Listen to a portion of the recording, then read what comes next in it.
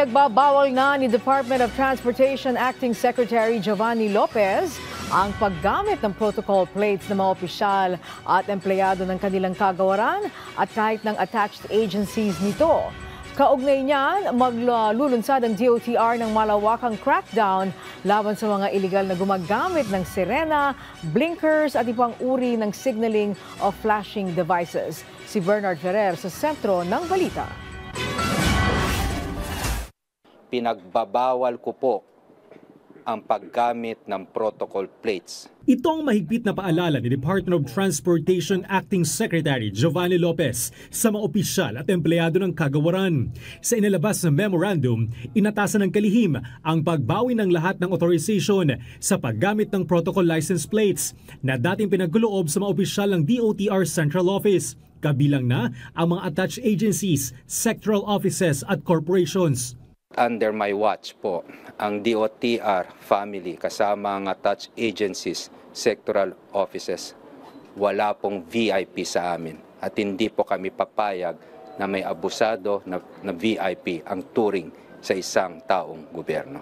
Kasabay nito, iniutos din ang agarang pagsuko ng mga naturang protocol plates. Inatasan din ni Secretary Lopez ang Land Transportation Office na repasuhin at linawin ang ilang probisyon ng Joint Administrative Order No. 2024-001 at magsumite ng updated inventory ng lahat ng ipinamahaging protocol plates. Batay sa nasabing JAW, nagkaroon ng streamline sa pag-issue ng low-numbered o protocol plates upang maiwasan ang pang-aabuso at maling paggamit nito ng ilang opisyal at pribadong individual.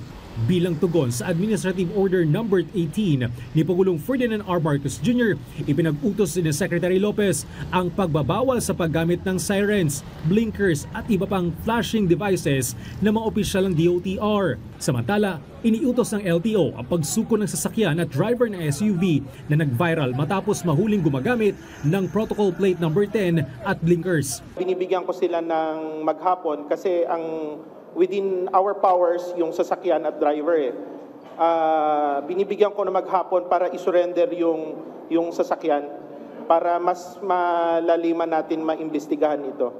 Napatid ang naturang sasakyan ay nakarehistro sa isang pribadong kumpanya. Ang protocol plate No. 10 ay nakalaan para sa presiding justices ng Court of Appeals, Court of Tax Appeals, Sandigan Bayan at sa Solicitor General. Kaugnay nito, sinuspinde ng LTO ang pagpapatupad ng ban sa paggamit ng temporary at improvised vehicle license plates simula November 1. Ayon kay LTO Chief Assistant Secretary Marcos Tacanlao, kailangang muling repasuhin ng polisiya dahil masyadong mabigat ang 5,000 pesos na multa para sa mga motoristang gumagamit pa ng temporary plates.